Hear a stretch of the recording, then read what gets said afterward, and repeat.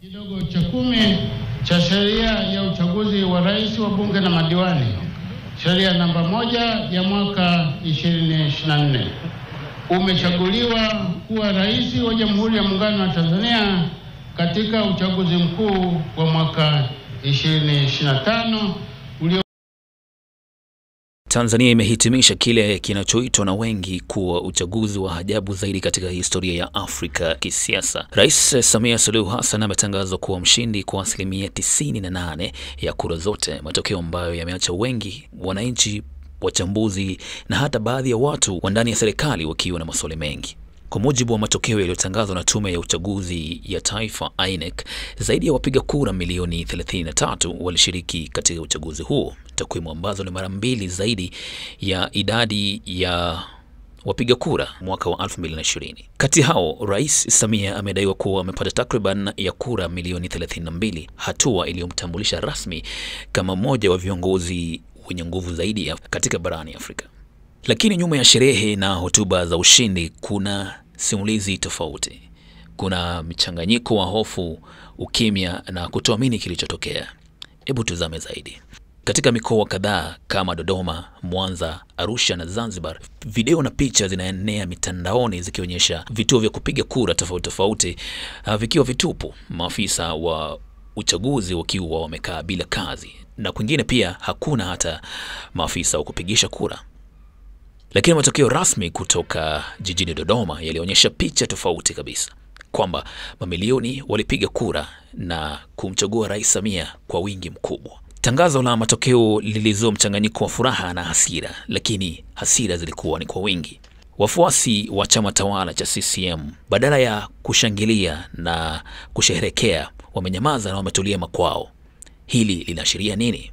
Lakini katika ngome za upinzani na tuseme kabisa katika nchi yote, ghadhabu za maandamano zinaendelea na kuzuka, huku polisi wakitumia gesi za kutoa machozi kuwatawanya waandamanaji katika maeneo ya Arusha, Mbeya, Dar es Salaam na kwingineko.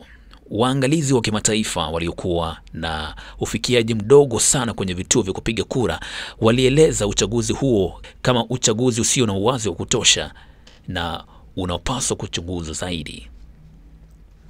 Katika uchaguzi wa mwaka wa 2020, wapiga kura walikuwa wamejitokeza takriban milioni 14.5, idadi inayoendana na ukuaji wa idadi ya watu.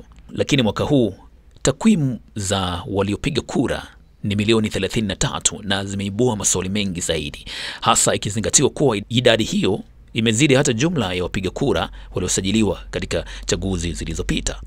Wachambuzi wamebainisha mambo kadhaa yasiyoeleweka. Kwa mfano, daftari la wapiga kura halikuwahi kuwekwa wazi hadharani kabla ya uchaguzi. La pili ni kwamba karatasi za kupiga kura ziliripotiwa kuchelewa katika maeneo tofauti, lakini matokeo yalitangazwa mapema. Vituo huru vya kuhesabu kura vilifungwa au kunyimwa idhini ya kufuatilia matokeo.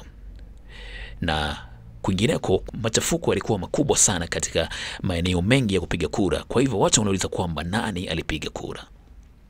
Pamoja na malalamiko hayo, viongozi wa serikalini wamekausha madai ya udanganyifu, huku msemaji wa serikali Gerson Msigwa akisema kuwa uchaguzi huo ulikuwa huru, wa haki na uliwakisi matakwa yote ya wananchi wa Tanzania. Lakini hili analisema tu peke yake na kwa kulinda kazi yake. Rais Samia Suluhu Hassan katika hotuba yake ya ushindi alisisitiza umoja, akisema kwamba mambo ambayo yalifanyika ama machafuko yaliyoendelea katika maeneo tofauti nchini Tanzania hayakukusudiwa na huo si uzalendo. Hata hivyo, kauli hizo hazijazuia mijadala inayoendelea mitandaoni na mitaani. Wananchi wanaendelea kujiuliza maswali yasiyo na majibu. Huku maandamano bado yanaendelea, serikali inaonyesha kuwa nayo inaanza upya na inaendelea na shughuli zake. Huu ndio uchaguzi wa kwanza kamili wa Samia Suluhu Hassan tangu achaguliwe madarakani baada ya kifo cha aliyekuwa Rais John Pombe Magufuli mwaka wa 2021. Wengi walimuona kama ishara ya matumaini, kiongozi wa maridhiano na mageuzi, lakini sasa swali la uhalali wa ushindi huu linaweza kuathiri taswira yake ya ndani na nje ya nchi. Kwa sasa Tanzania ipo katika njia panda na ulimwengu unatazama kwa makini, huku wananchi wakijiuliza maswali moja kuu. Kama vituo vya kupiga kura vinaonekana wazi vilikuwa vitupu, ni nani haswa alipiga kura hizo hadi zikafika milioni 33? Maoni yako ni yapi? Mimi naitwa King Radio King _Matela, na hapa ndipo nyumbani pa habari tendeti na habari zinazochipuka. We una maoni yapi kuhusu kilichofanyika kule Tanzania? We tuambie maoni yako ni yapi?